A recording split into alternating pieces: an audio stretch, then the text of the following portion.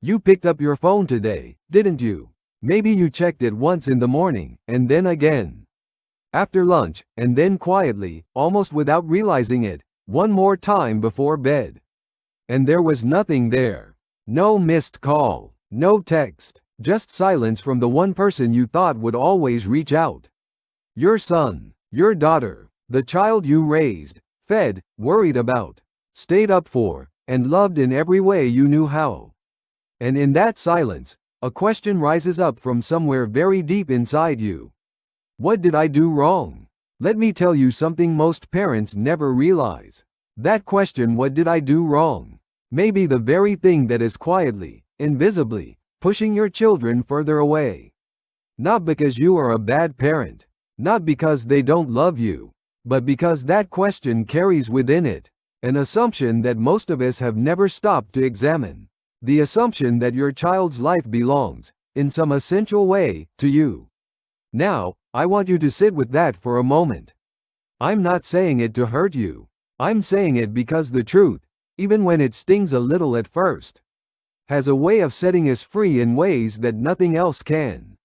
You see, we live in a culture that treats love as a kind of ownership. From the very first moment a child is born, we say my son, my daughter, my family. And there is something beautiful in that, the belonging, the tenderness, the warmth of it. But somewhere along the way, that beautiful can harden into something else entirely. It can become a demand, a quiet contract that the child never agreed to sign, a ledger of sacrifices that we begin, without even knowing it, to hold over them, not cruelly, not deliberately, but the ledger is there all the same. And children, even grown ones, can feel its weight. Here is what I have come to understand about the nature of love. After many years of sitting with these questions, real love, the kind that endures, the kind that actually connects two human beings across time and distance, is not a rope. It is not a chain. It is not even a bridge, exactly. Real love is more like light. You don't hold light. You don't own light. You simply let it move, and in moving, it illuminates everything it touches. Think about water, which I return to often when I try to explain these things. Water doesn't grip. Water doesn't demand that the river stay the same shape it was in 1987. Water simply flows where the landscape takes it. And yet water is the most powerful shaping force in nature. Entire canyons have been carved not by force, but by steady, yielding, patient flow. Your love for your children is capable of that, but only if you are willing to let it move. So why don't they call? Let me be honest with you. The way a wise old friend might be honest, gently, but without looking away. In many cases, your children have stepped back not because they have stopped loving you, but because being close to you has become, in some way, that perhaps neither of you has ever spoken aloud, emotionally costly. Not because you are a terrible person, but because love that comes wrapped in expectation, love that arrives with a quiet invoice attached, eventually exhausts the person receiving it. Let me paint you a picture that might feel familiar. Imagine your daughter. She's in her mid-30s now. She has a job that takes everything she has, a home she's still trying to figure out, maybe a relationship that's going through its own seasons. She loves you. She genuinely does. But every time she calls, she knows. And she knows that there will be a moment, somewhere in the conversation, when you will say something like, "We never hear from you anymore." Or "I thought you'd call on Sunday." Or even just a long, particular silence that says all of that without words. And so she puts the phone down again. Not out of cruelty, out of self-preservation, because she is not trying to abandon you. She is simply trying to find enough air to breathe. I am not telling you this to assign blame.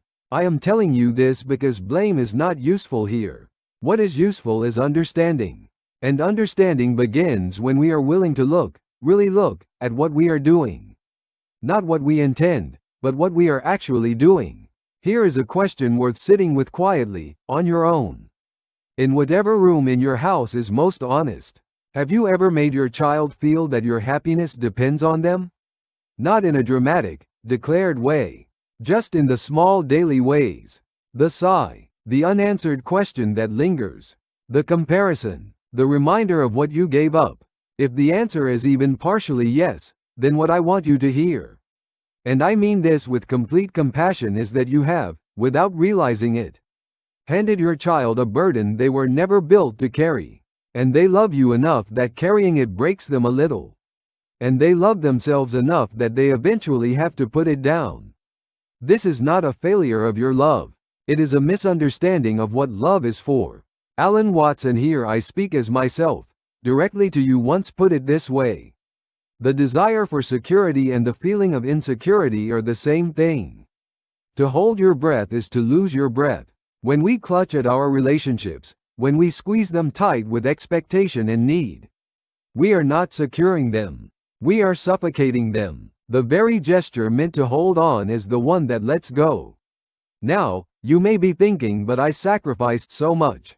I worked, I worried, I showed up every time they needed me. And that is true, and it matters, and it is not nothing. But here is the deeper truth that most of us are never taught. Your children did not ask to be born. This is not an accusation, it is simply a fact. They arrived in this world through no choice of their own. And the love you gave them, however real, was something you chose to give. It was not a loan, or it should not have been. The moment love becomes a loan, it stops being love. It becomes debt, and debt, however affectionately intended, is still something that has to be repaid.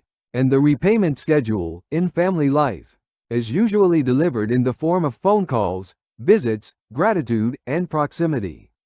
And when the child cannot make those payments, they begin to avoid the creditor. Let me offer you a different way of seeing all of this.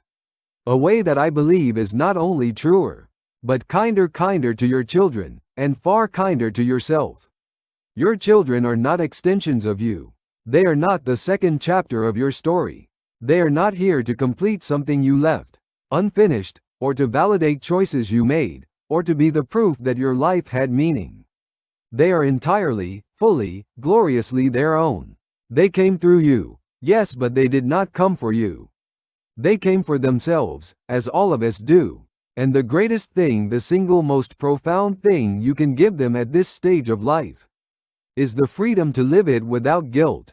I have seen, in my years of watching human beings navigate their lives, that the parents whose children call most freely, most joyfully, most voluntarily, are not the ones who demanded presence.